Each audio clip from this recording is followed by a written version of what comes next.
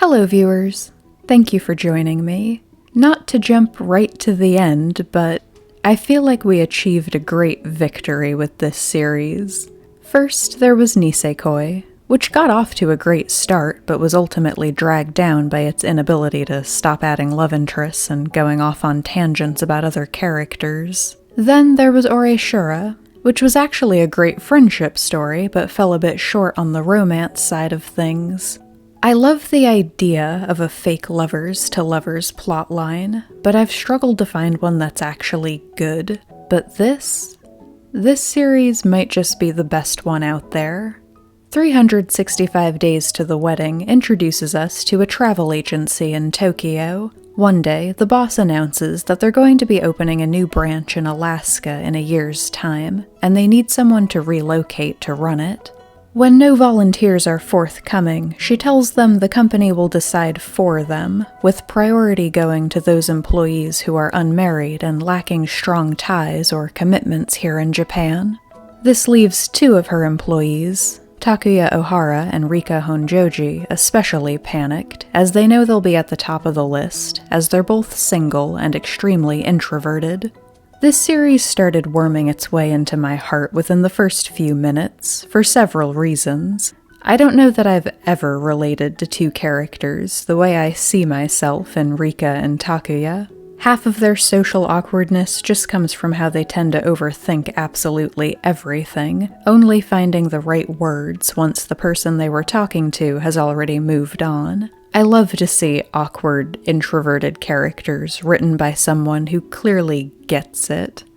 But a lot of series achieve that much, often in the name of comic relief. I think what was most impactful to me was how much Rika and Takuya enjoy their quiet, single lives. They have their insecurities, of course, and obviously this show is going to have them moving in another direction by the end, but they never backtrack on that message that there are multiple ways to live a happy, fulfilling life, and I am so here for that.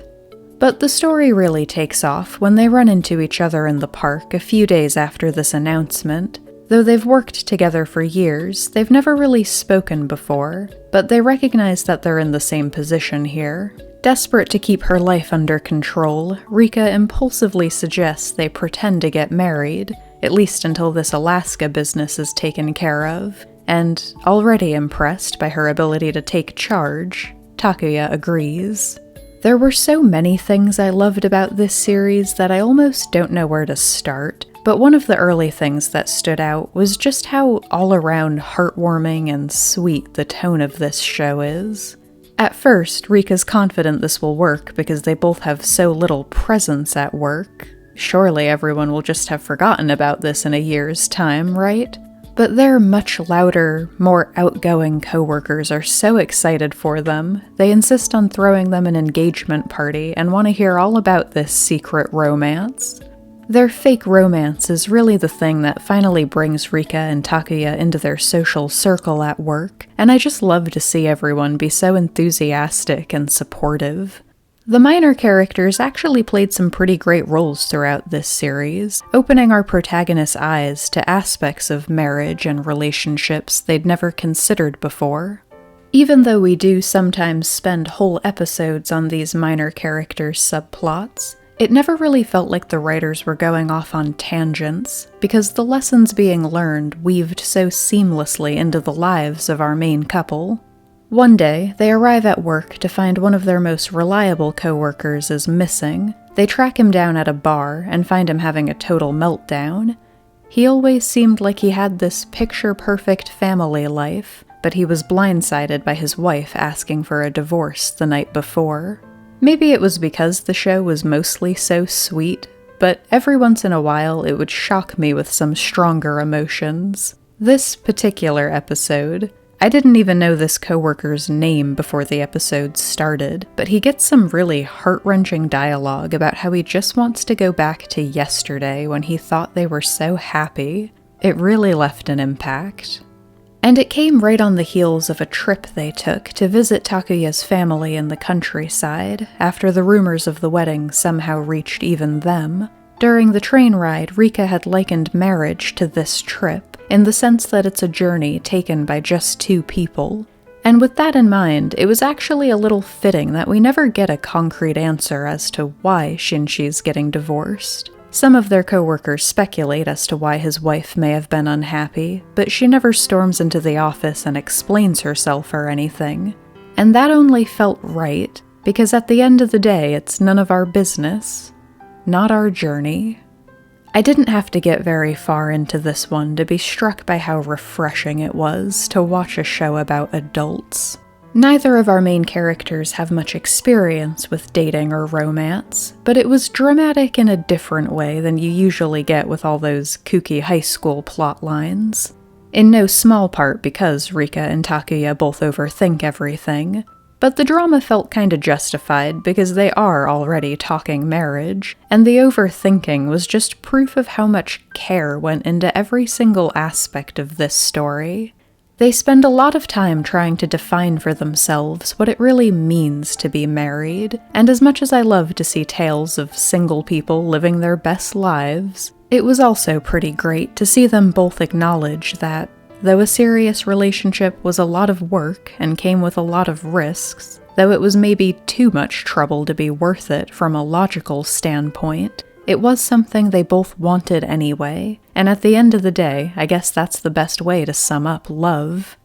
This series did walk a fine line sometimes with trying to fix its main characters, but ultimately I have no complaints. They don't end the series as drastically different people than they started it, but this journey does prompt them both to learn to be a little braver, fight for the things they really want.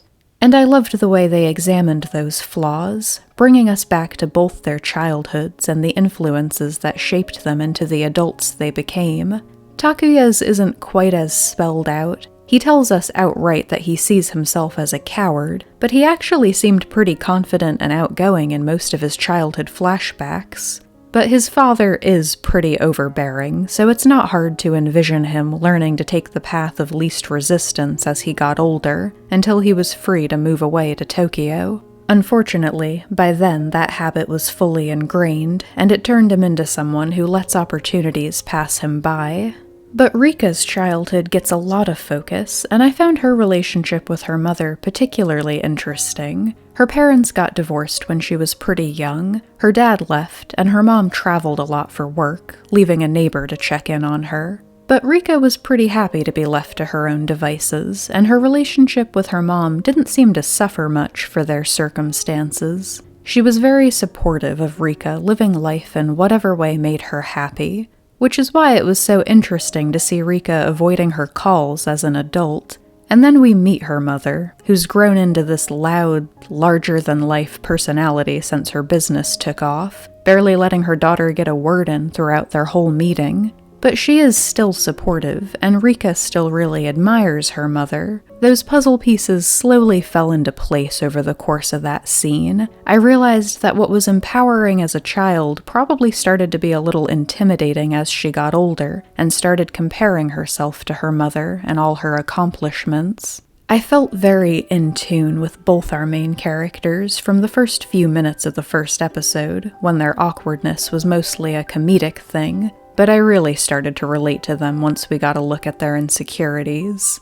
I loved to see them take steps towards being the people they wanted to be, but I really loved that they don't change that much when all is said and done, that being happy with a simpler, quiet life isn't treated like something that needs to be fixed. I feel like this series says so much. Not just about dating and marriage, but about adulthood in general and living the kind of life you want to live. The music was great, the characters were super relatable, the story perfectly walks that line of being serious and being sweet and lighthearted.